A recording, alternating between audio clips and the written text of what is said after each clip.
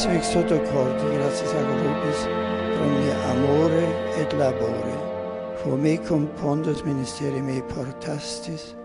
11 de fevereiro de 2013, no Vaticano, Bento XVI reúne-se com várias dezenas de cardeais para dar luz verde à canonização de 3 beatos.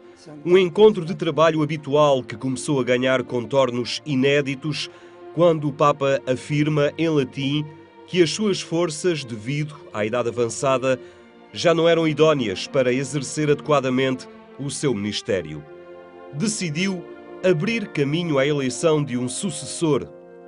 A renúncia ao pontificado era uma decisão sem precedentes. Nos últimos 600 anos, nenhum Papa tinha resignado e a reconstrução histórica dos raros casos em que um pontificado foi interrompido antes da morte do pontífice não era comparável ao momento atual, sem qualquer contestação da legitimidade papal. O anúncio foi acolhido sem grande contestação e muitos elogios por parte dos mais diretos colaboradores de Bento XVI, que remeteu a sua decisão para uma questão de consciência e para a importância de colocar, acima de tudo, o bem da Igreja. No final do discurso, deixa claro qual o seu projeto para o futuro. Vita orazione dedicata, Sancta Ecclesia Dei, tot ex corde servire velim.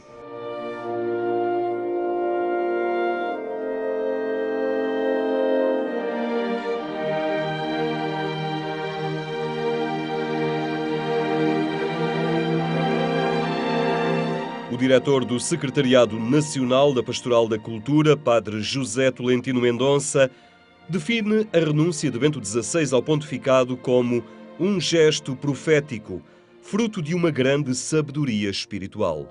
É um grande gesto profético, porque mostra que a vida não acaba com a chamada vida ativa, em que fazemos, produzimos, construímos, mas que a vida humana também precisa de outras dimensões. E nesse sentido, o testemunho que ele dá é um testemunho de humildade, de desprendimento, mas de uma grande sabedoria espiritual, no sentido de que ele nos passa realmente o testemunho de que há zonas do nosso coração, da nossa alma, que nós temos de desenvolver e de viver, e essa descrição, esse silêncio da sua própria imagem, essa relativização de si, que no fundo estão também no gesto do Papa Bento, são um património de futuro que fala muito ao coração de cada cristão.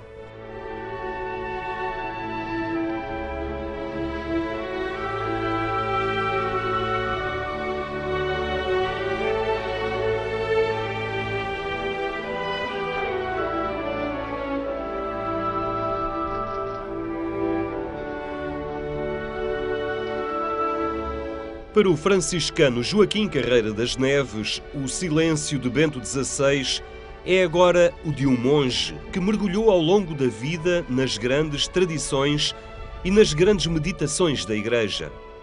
Aquilo que ele está a viver era aquilo que ele queria viver na sua Baviera, agora viver no Vaticano. Portanto, eu vejo este deserto do Papa como um deserto a florir no meio da própria Igreja.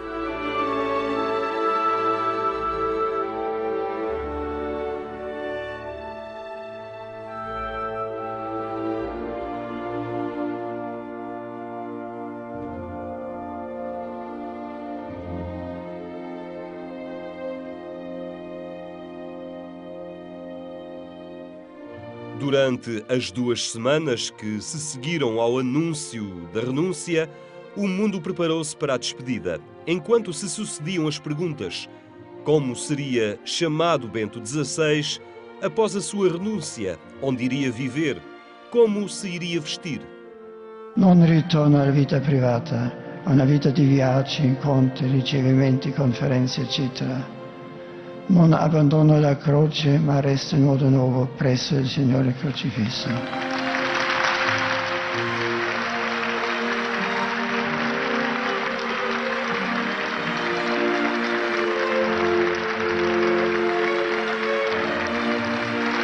Non porto più la potestà dell'ufficio per il governo della Chiesa, ma nel servizio della preghiera resto, per così dire, nel recinto di San Pietro. San Benedetto, il cui nome porto da Papa, mi sarà di grande esempio in questo. Egli ci ha mostrato la via per una vita che, attiva o passiva, appartiene totalmente all'opera di Dio.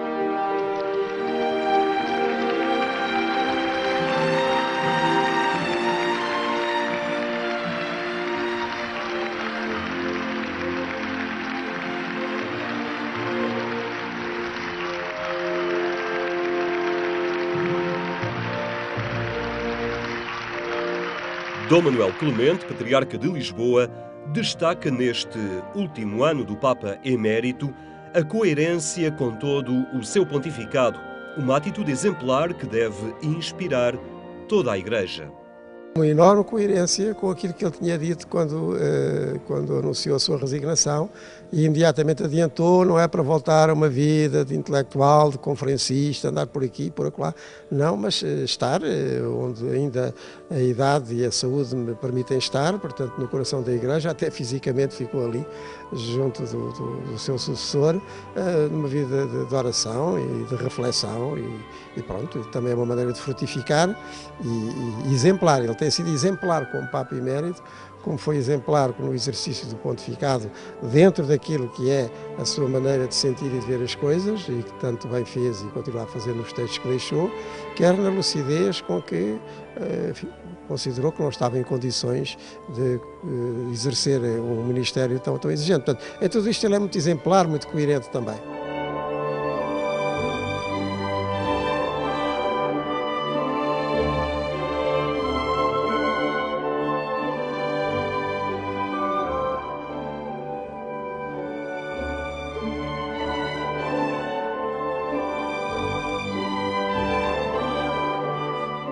Ao longo do seu pontificado, Bento XVI enfrentou casos de abusos sexuais que envolviam membros do clero, fugas de informação que mancharam a Cúria Romana e suspeitas de corrupção em instituições do Vaticano.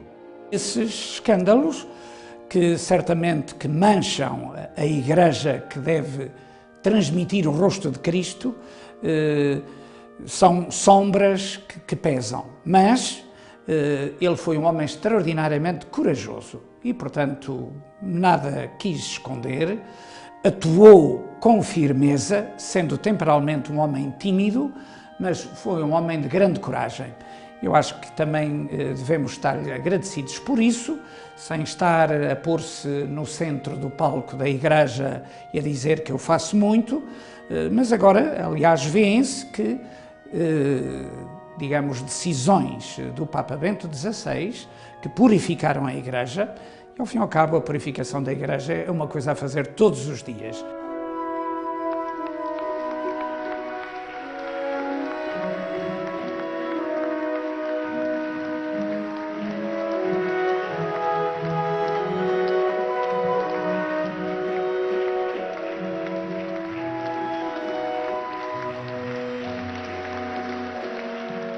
Bento XVI despediu-se oficialmente dos seus mais diretos conselheiros, os cardeais, e manifestou desde logo a sua intenção de não interferir na sua sucessão nem no pontificado do novo Papa. E tra voi e tra i codici canonici anche il futuro Papa, al quale già oggi prometto la mia incondizionata reverenza ed obbedienza.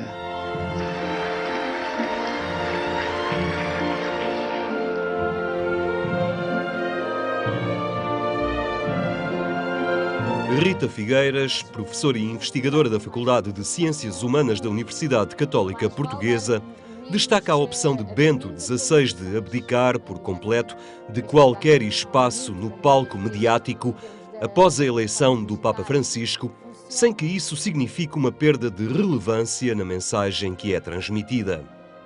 Eu penso que podemos pensar na questão em duas perspectivas.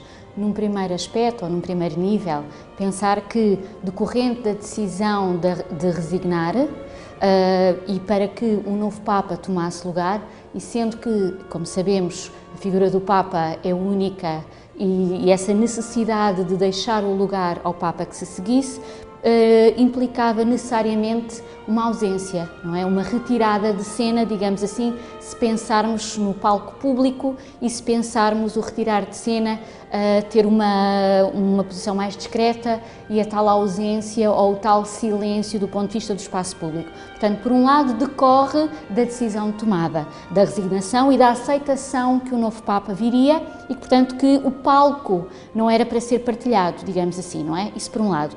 Por outro lado, há aqui um efeito poderoso do silêncio também, porque tal como dizia, no momento em que todas as pessoas podem ter acesso ao espaço público, é fácil hoje em dia, quer seja através da televisão, quer seja através das redes sociais, do ponto de vista de mostrar a imagem ou de mostrar uma opinião, ela é extremamente acessível hoje em dia. Portanto, o que é mais significativo é a opção de não fazê-lo, no momento em que é fácil a todos poder ter acesso. Portanto, aqui a questão, o silêncio é simbólico, não é uma ausência de poder, mas antes pelo contrário, é uma manifestação de fala, digamos assim. Pode-se dizer muito não aparecendo. Não aparecendo também se comunica, não é? Portanto, nesse aspecto podemos dizer que há aqui também um uso estratégico, se quisermos, do poder, que é o direito e a escolha em não aparecer. E nesse aspecto podemos ver que tem qualquer coisa de significativo e de poderoso e não o seu contrário, como à primeira vista poderia parecer, como que não ter visibilidade como uma ausência de relevância.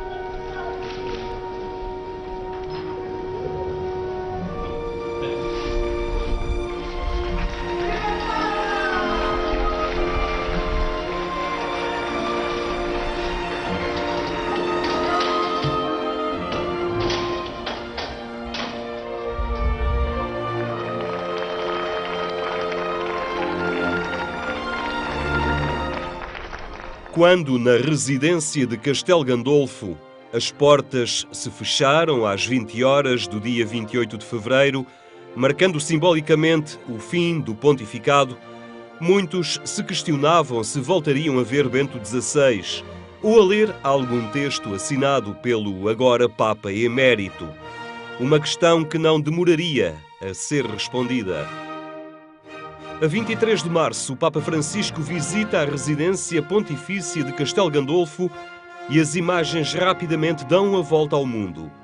Bento XVI, Papa Emérito, anda com o apoio de uma bengala e vai ao encontro de um novo momento histórico para abraçar o seu sucessor, assim que este sai do helicóptero.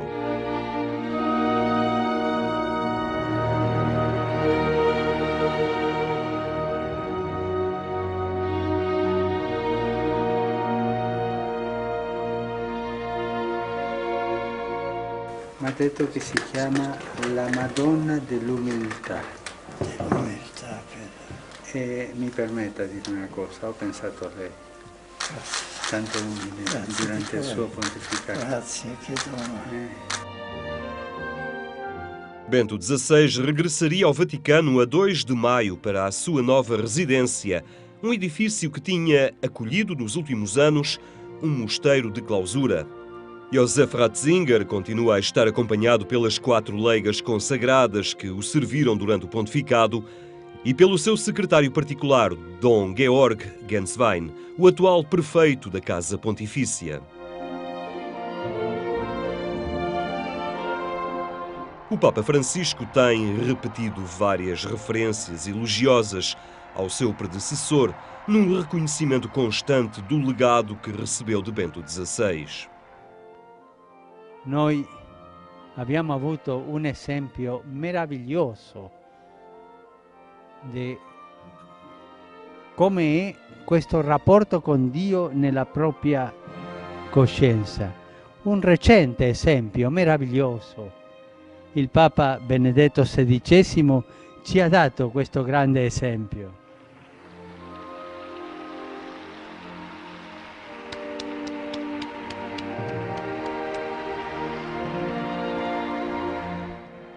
Quando il Signore gli ha fatto capire nella preghiera quale era il passo che doveva compiere.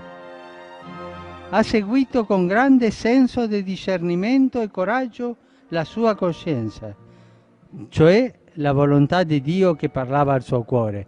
E questo esempio del nostro Padre ci fa tanto bene a tutti noi, come un esempio a seguire.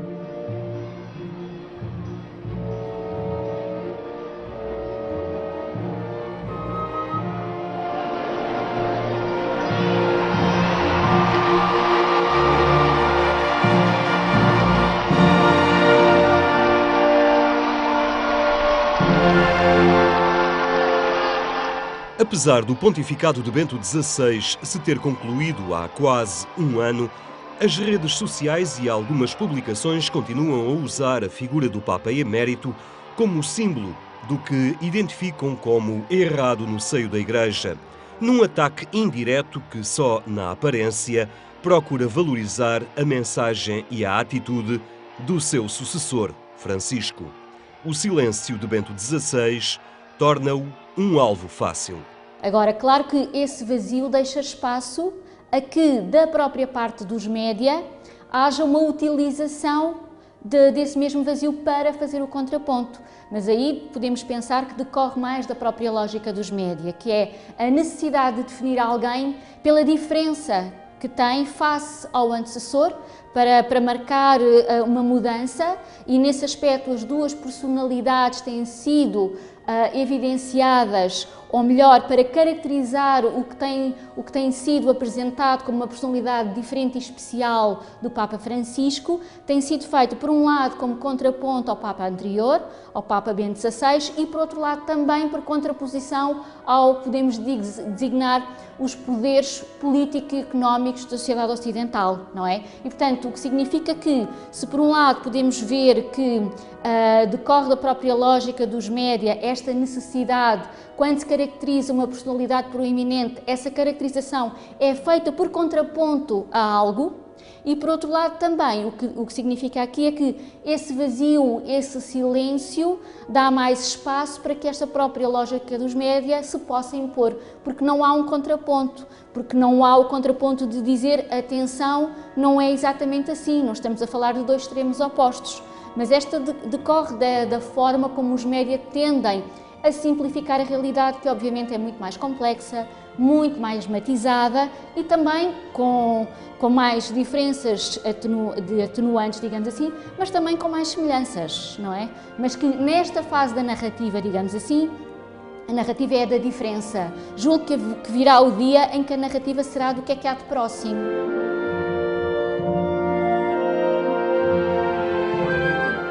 Os dois papas voltaram a estar juntos a 5 de julho, nos Jardins do Vaticano, para a inauguração de uma estátua de São Miguel.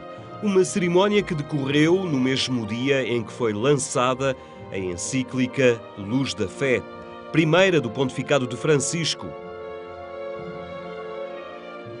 O Papa Emérito deu a conhecer apenas um escrito neste último ano, uma carta ao matemático e escritor italiano Pier Giorgio Odifredi, que em 2011 publicou a obra Caro Papa, escrevo-te, para responder a algumas das suas críticas e questões sobre Jesus e a Igreja.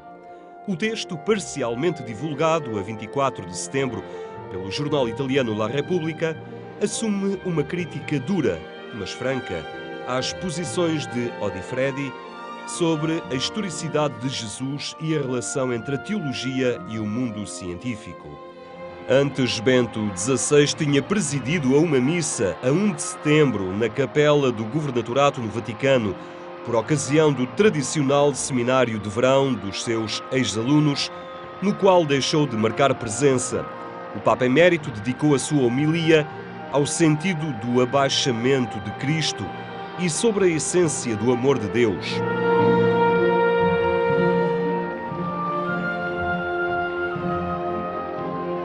Nós vivemos num mundo do ruído, da comunicação, que é boa, mas tantas vezes vivemos na espuma da comunicação. E o saber viver a nossa dimensão profunda, darmos atenção à espiritualidade, a Deus, aos outros, sem vivermos no rodopio, mesmo de coisas boas que façamos, eu acho que é um exemplo para nós que estamos empenhados em fazer tanta coisa, cumprir os nossos deveres, em obrigações que parece que são urgências a todo momento. Eu acho que este destaque, esta distanciação desse frenesim em que nós tantas vezes caímos, pois eu acho que é uma lição para todos nós. E agora, saber guardar silêncio, não intervir, pois eu acho que é um grande testemunho e acho que purifica a nossa ação.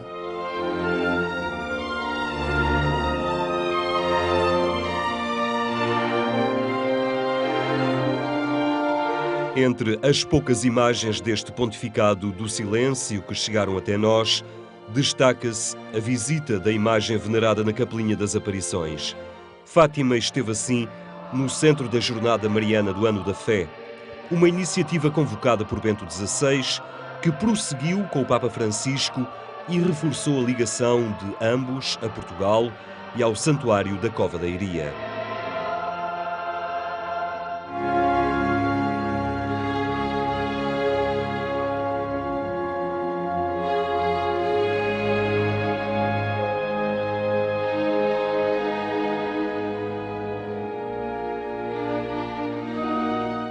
Um encontro especial aconteceu a 23 de dezembro na residência de Bento XVI, onde o Papa Emérito acolheu Francisco para a troca de votos natalícios.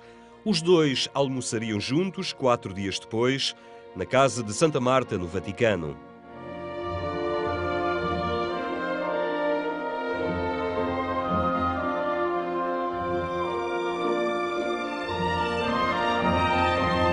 Temos que chamar a atenção das comunidades para irmos ao fundo da própria fé e não há fé sem oração, não há fé sem meditação, não há fé sem palavra de Deus, portanto não há fé sem contemplação. O que o Papa Bento XVI está a fazer é contemplação. O silêncio é uma realidade central na espiritualidade cristã e para nós o silêncio é muito significativo. O silêncio não é uma ausência, é uma forma de presença, uma outra presença, onde a dimensão espiritual porventura encontra espaço para uma expressão mais plena, mais total. E lembro-me que o Papa Bento XVI, quando resignou, disse que queria retirar-se também para rezar, para refletir, e de maneira que esta retirada coloca-o de facto num lugar muito especial do coração da Igreja e certamente a sua presença no silêncio faz sentir numa comunhão espiritual muito grande. É um recolhimento, verdadeiramente não é uma retirada, mas é uma outra maneira de seguir Jesus e de continuar a sua missão até ao fim. Qua propter bene consus pontes huius actus, plena libertate declaro, me ministerio episcopi Rome, successore Sancti Petri. O último ano mostrou que Bento XVI, melhor do que ninguém, estaria preparado para assumir as consequências da renúncia ao pontificado e para enfrentar a delicadeza da situação inédita de convivência com o seu sucessor, o Papa Francisco. O afastamento do palco mediático, no mundo da imagem e do ruído, coroou um magistério que enfrentou o pensamento contemporâneo, para o qual a fé é algo do passado e procura limitar a existência humana. O silêncio de Bento XVI é a sua última lição.